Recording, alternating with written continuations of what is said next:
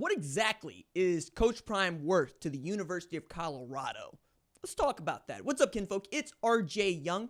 I am not on a step mill. If this is your first time watching the #1 college football show, welcome. Thank you for joining us here. We talk college football year-round here, 365 days a year, even on days like today. It's Valentine's Day. If you got a boo and you got her some flowers, or you got him something nice to wear, or I guess dudes give flowers. I'm not that kind of dude. Maybe you the kind of dude to get flowers. Maybe you the kind of dude to get chocolate.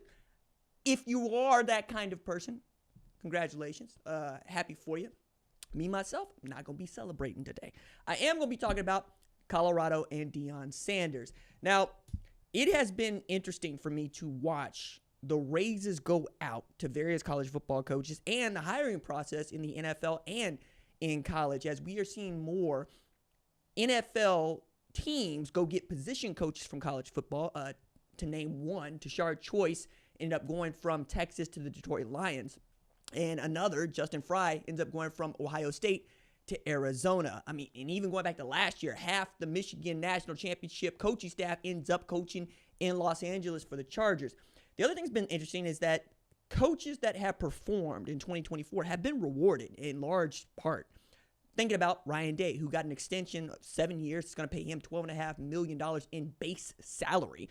Steve Sarkisian also got an extension. It's going to raise his rate. We already know that Dabo Swinney's making $11 million. We know Kirby Smart's making $13 million. Those are two of the three highest paid college football coaches in the country. And as all of this has been happening, I've been curious about when and how we're going to find out about Coach Prime getting his, extension is, raised, dog. Like, that dude deserves it more than I think most other college football coaches at this point. Because you think about what he inherited.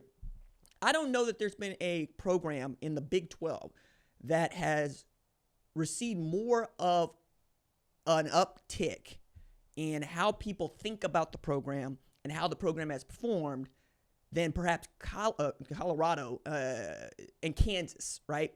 Lance Leipold. Maybe Arizona State, but I tend to think that Arizona State has always been a pretty damn good program, even playing in New Year's Six Bowls in the 90s. We know about Pat Tillman. We also know that from time to time they'd be putting out hitters. I can take it back to Rashad White carrying the ball for Herm Edwards. We know Jaden Daniels came up out of there. And then last year, they'll go from being picked dead last and 3-9 to winning the Big 12 and damn near beating Texas. Texas needing 2 overtimes to beat them. Then I'd look at Kansas, who had been a nothing football program for a very long time. There was that brief blip during the Mangino era where they peaked in 2007, and they had played for the Orange Bowl, Todd Reesing and that group. But after that, we really hadn't heard anything. Like, all we did was have jokes about what that program could or couldn't do. And the best thing that we could say about them is that they would beat Texas every now and again. Now Lance Leipold has not only that program perennially pushing for a top 25 ranking, but last year was the first one for him in which they underperformed. And even then, they came up with the goods a little bit later on. They beat Colorado to basically knock them out of the Big 12 championship. They still had an opportunity, but it was done by then, right? Jalen Daniels coming back. We already know what they had in Devin Neal. I think it's a great football program. Lance Leipold's getting $7.5 million to coach at Kansas. A team that Colorado beat the brakes off of in Oklahoma State is paying Mike Gundy $6.75 million after the man held the program hostage. And then after he held the program hostage, the president of the university stepped down because the president of the university is coming to understand what I have came to understand for the last 20 years. Mike Gundy runs Oklahoma State. There ain't nobody else in charge but that dude. If you take it back to Mike Holder, you take it back.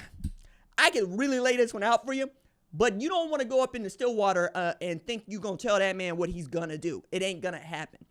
He gets paid $6.75 million. Kyle Whittingham, who underperformed in 2024, but has played in Rose Bowls and has won championships and has been perennially one of the best coaches in college football, he makes $6.5 million.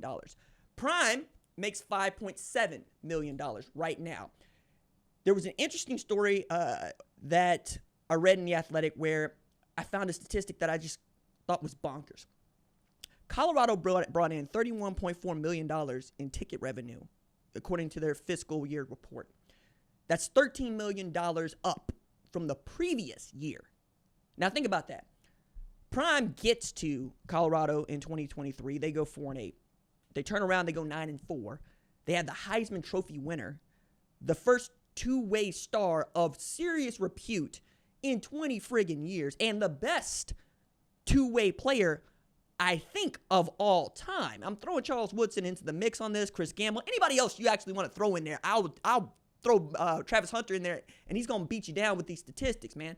There's been all sorts of conversation about what the dude's going to do in the NFL. I mean, it's been headline news. I'm not joking. It's the front page of ESPN that Travis Hunter was thrown into the combine as defensive back, as if nobody thought that man was going to be out there running routes with wide receivers, as if defensive backs and wide receivers do not show up at the same time, show up at different times.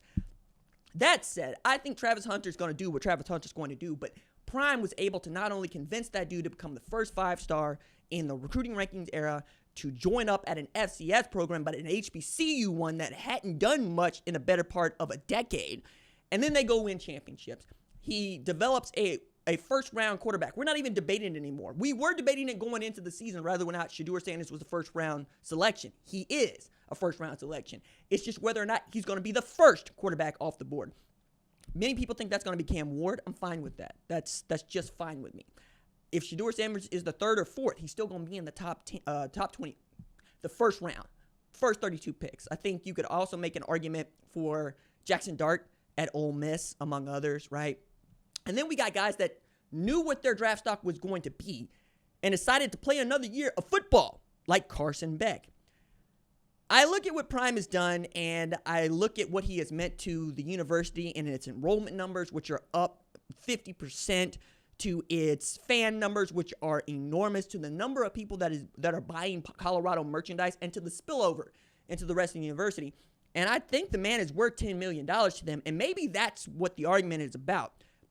Prime's going to get his money. But the other thing that I think is important here is that they're doing all the things that would lead you to believe that Prime is going to be their future. So Robert Livingston gets an extension and, a raise after what he did as a defensive coordinator. That's outstanding.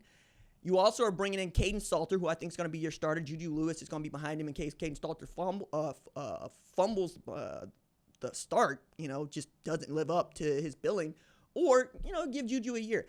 I don't think the giving dudes a year much anymore matters all that much, because some guys can come in and play, but there are those Arch Mannings of the world that are willing to sit behind someone for a year, maybe two, and then see what you got. In the case of Caden Salter, you got 1 year eligibility. You can bring that dude in to not play, right? It's also going to be the first year in which Prime is not coaching his boys. I think that is significant. I realize that many of y'all do not, but when I tell you the man got into coaching because he wanted to take care of his sons and that he has followed his sons wherever they go, or they have followed him, depending on how you want to look at this, I can't underscore how important it is to note that the man has been coaching for the better part of 20 years, and this is going to be the first year that he hadn't had the boys there. It's going to be interesting to watch. Now, he is more than capable of leading that team to championships without Sanders on the team. He also does this really interesting thing where if you are a superstar athlete, like, say, Travis Hunter, he's much more likely to bring you into the fold of him personally. Like, he thinks of Travis Hunter as a son, and I think there's good reason for that. That understanding, that closeness, that ability to be jovial and to have fun with them is most important. Like, Travis Hunter will show up and just kind of take the shoes right out from underneath Prime's feet and walk off in public because that's what he's going to do, right? But when you have that sort of ability and you have the kind of character and you have the kind of work ethic that Travis Hunter does, it's real easy for guys like Deion Sanders to coach you and to say what it is that you can and can't do. I am fascinated by this, but it's not about when the extension is coming. It's about how much money are they going to pay him.